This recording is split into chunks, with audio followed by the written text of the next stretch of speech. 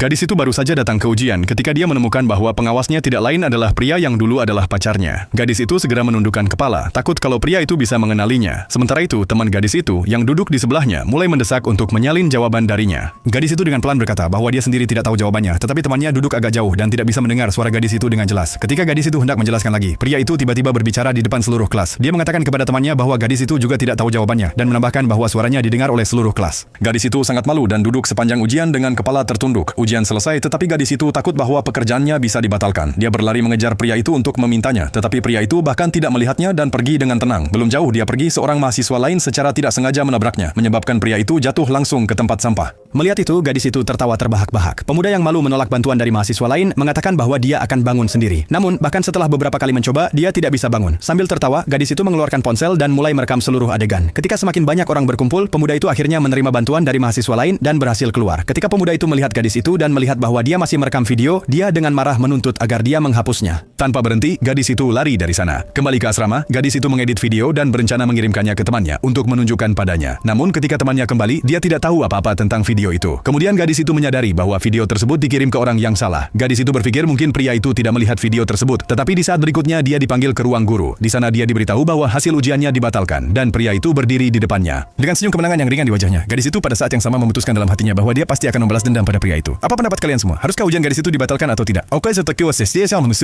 beritahu kami di komentar.